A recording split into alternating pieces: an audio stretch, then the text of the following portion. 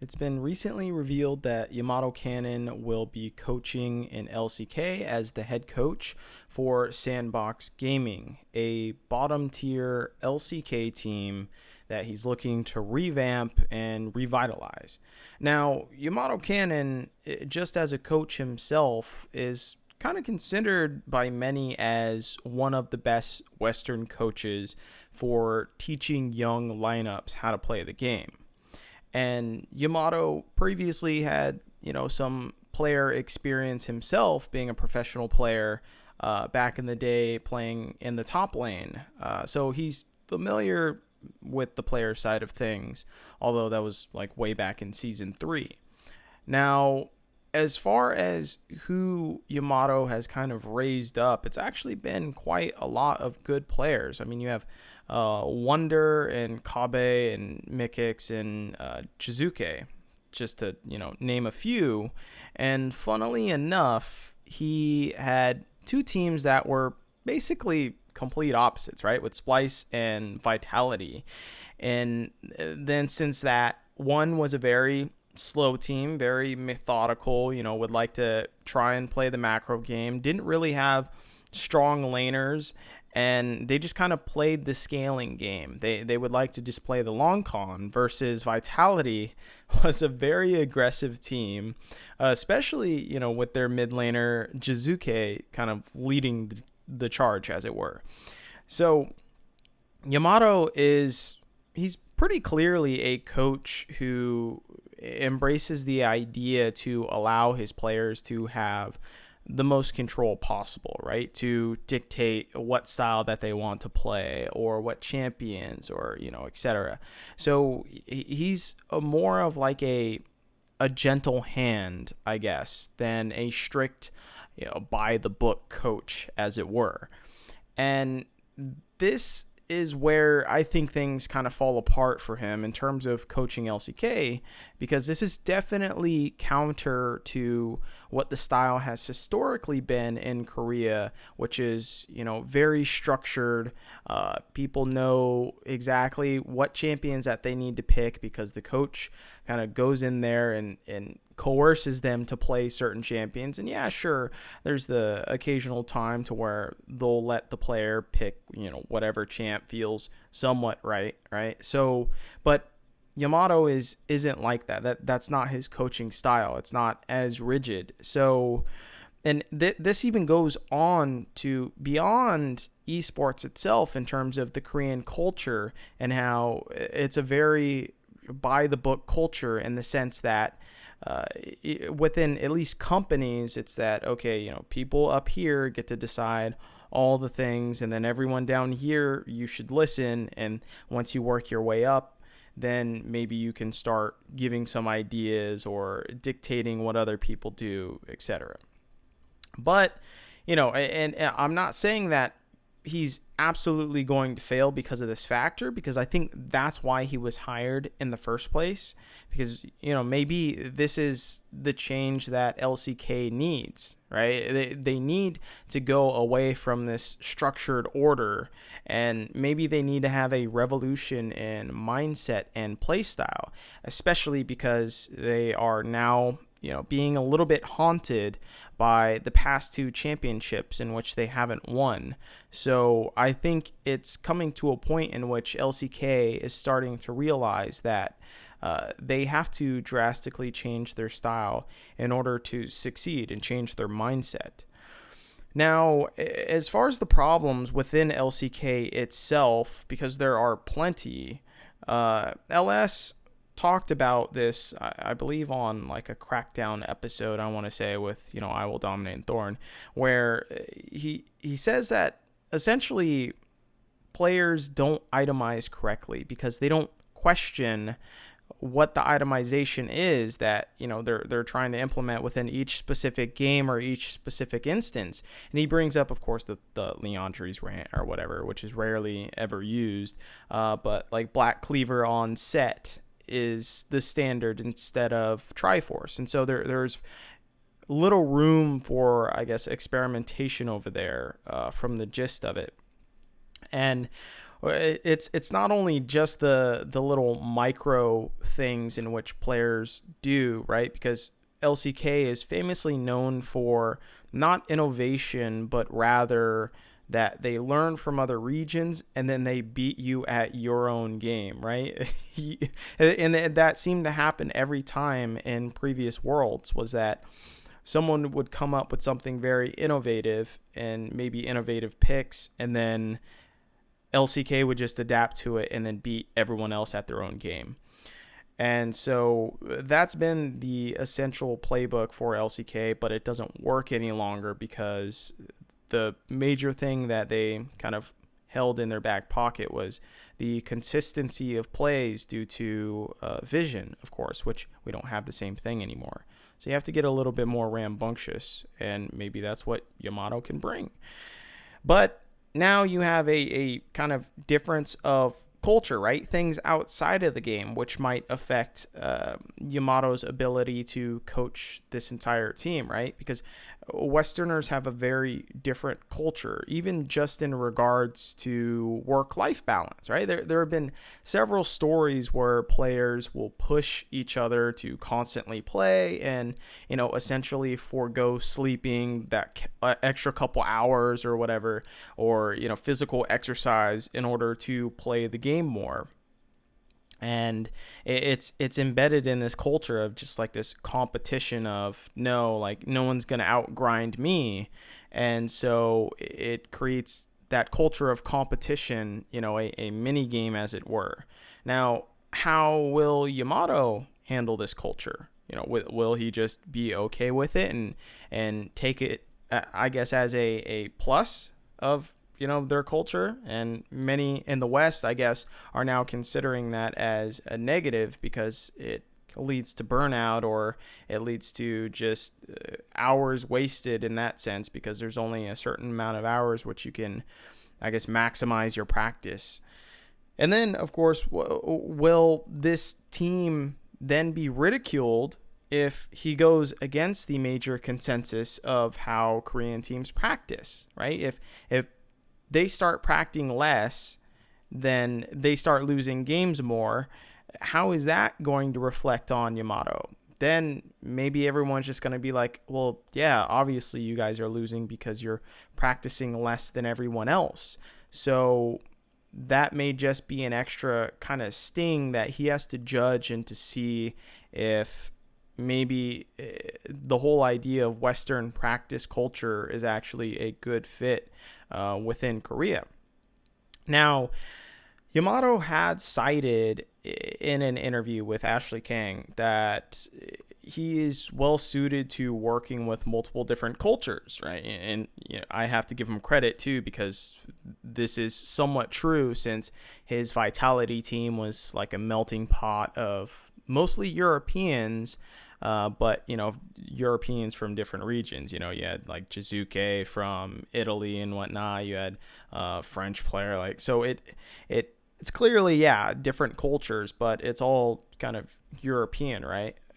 And that's entirely different though, to get players working together as like a central team culture, as it were, rather than you as a coach injecting yourself into an already established culture, the Korean culture, right? And that all the players actually know that culture because they're from there, obviously. So you're injecting yourself into this entire culture, and they already share that culture. So how are you going to do that? It's a entirely different angle than just saying that you're building this culture because all these other players are from different cultures, so you yourself know how to work yourself into culture itself. It's like, yeah, but like you're also molding everyone at the same time and developing your own microcosm of culture, and that's more difficult to do if everyone already has an established culture, right? So then you have to consider, will he compromise, I guess? Compromise in accepting a region's culture and rejecting other parts and developing his own type of micro culture of that team. Like, how much can Yamato actually change? When is it, where's the boundary in terms of what he can change culturally and what he can't? Or even better yet, how much should he change? How much should he respect the Korean culture in certain regards and not in other instances, right? And that even goes into the esports aspect. What should he change within the esports aspect, which will help his team out, and then he might have to make some sacrifices to say that, well, they are so used to this other culture of Korean esports that I can't really change this, even though I would kind of like to, but I'll compromise if they're willing to change, this other thing, which I view as unhelpful within, whatever team model that he wants to do. And so one thing that I found interesting was that LS, on a talk show, said that when he was coaching on BBQ Oliver's, was that in Korean culture, the younger player essentially, they're the errand boys, right? They go and they maybe do the laundry, or they get lunch or get coffee or something, or clean up the desks or whatnot. And you got to kind of be that in order to earn your keep in the Korean culture system. And LS tried to prevent this culture and got major pushback. And so if you're a Western coach going into the system and seeing this and seeing that maybe a team manager should be doing that particular job, right? And yet you see players bossing around other players, Yamato is going to have to decide if he wants to ignore that part of that culture because it's deeply embedded within Korean culture itself, not just esports. So that's something that he's going to have to consider as well too. So you can see just how difficult this is going to be for Yamato, because it's bigger than esports at this point. The whole age thing is a big hurdle for any Westerner to adapt themselves to into this Korean culture. I mean, age, another big factor, of course, because Yamato actually isn't that old. He's only 24 years old. Fuck, I'm older than Yamato. And he's actually younger than Gorilla, the support on the team. So how is he going to work himself into this entire age hierarchy in that regard? And to give an example, age is so important in Korea. We'll just talk about esports here, that if a player is older than 19, he's almost not considered to be picked up, according to what LS has spoken in the past. And so this whole age thing is very important within Korean culture.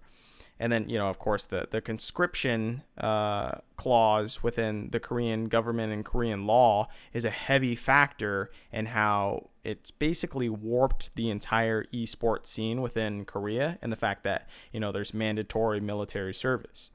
So it's very clear that I think Yamato is going to have to heavily rely on Gorilla to be the team captain, essentially, and help him keep everyone in line because he's the oldest, but also because he speaks English, right? And at that point, you have to consider, well, is it going to be too much of an over-reliance then? Is now Gorilla going to have more control over the team than he should? And then not only that, it's to consider, well, that also takes power from the coach, because now it looks as though he doesn't know what he's doing because he has to rely so much on his team captain player, right, in order to dictate things and keep the team together. So with all of that said, we haven't even got to the Korean speaking factor, right? And the fact that he's going to have to learn Korean, and Asian languages are notoriously difficult, more difficult to learn from a Western perspective, because they aren't based on the Latin baseline, right? Almost all Western languages, well, I shouldn't say all, but a lot of Western languages are based on the old school Latin language, right? Which is almost, can be traced back to multiple different Western languages. And you also have to learn an entirely new alphabet that is not based on the Roman alphabet, although you could probably get away with it in Korea and whatnot, because a lot of people fucking speak English and read English and shit. But, and Yamato, as people have been saying, does have the advantage that I think he speaks 4 languages, maybe 4, 3, 5, some ridiculous amount. So his propensity, I guess, to pick up different languages is already quite high. So that's a plus. But, and then also granted too that Korean is, I would consider it the easiest, and I think most people would consider it the easiest of the 3 major Asian languages, right, out of Japanese or Mandarin or Korean. So at least he's got that going for him, I suppose. But it's entirely different to be a coach rather than a player in this instance when you're trying to learn a language, because a player can get away with very little English, right? You can use pings instead. You can use very simplistic ways as to how you actually want to play the game, but mostly you can just rely on your teammates too in order to, I guess, dictate talks outside of the game, right? And Yamato needs to have a higher level language, because that will be used in reviewing games, which is the point in which you need to be most fluent in speaking English, right?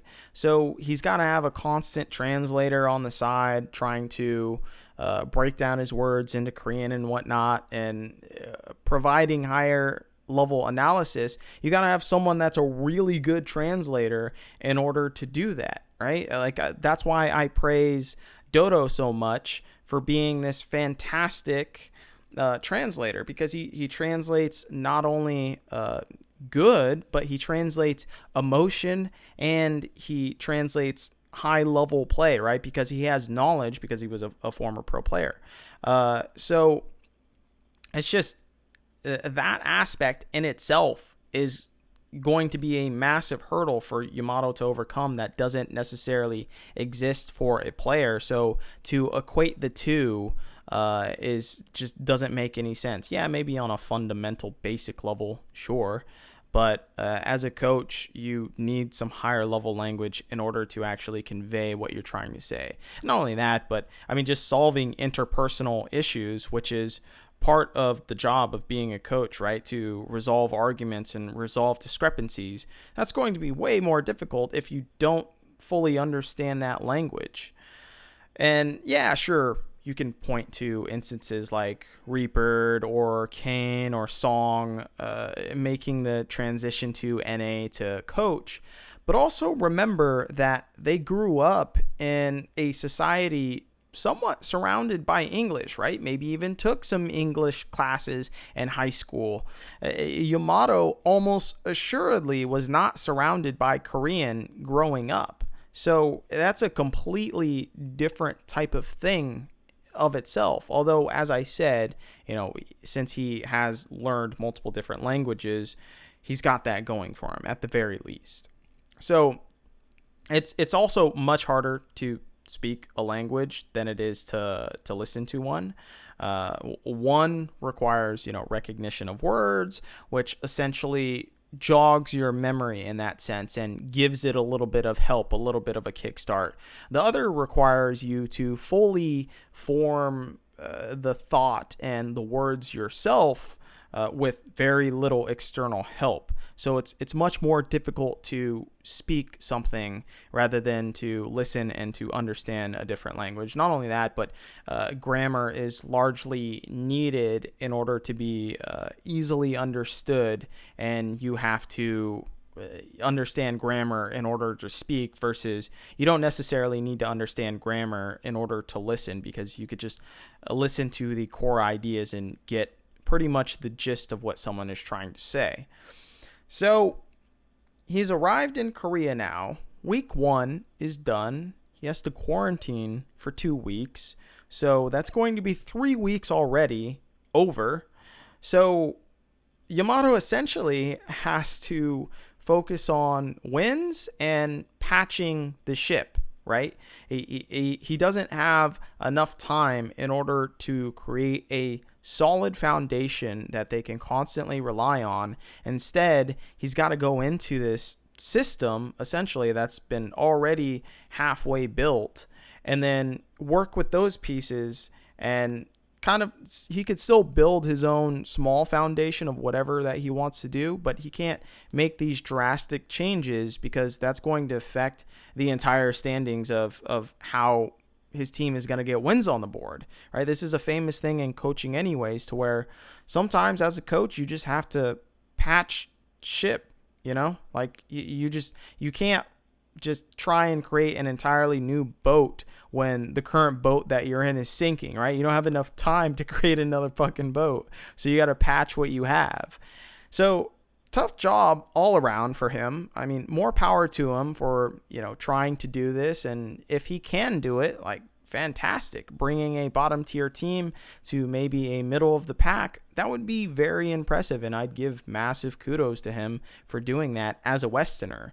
But the deck is already stacked against him, and I think it's just going to be a really difficult ask, and I wouldn't be surprised if Yamato actually fails, at least within the summer split. And if his contract isn't extended even further past that, I feel like he might not get a fighting chance in order to, I guess, show what he can do at the very start of a team, and especially after he gets his legs from under him in terms of learning the Korean culture and the Korean language itself.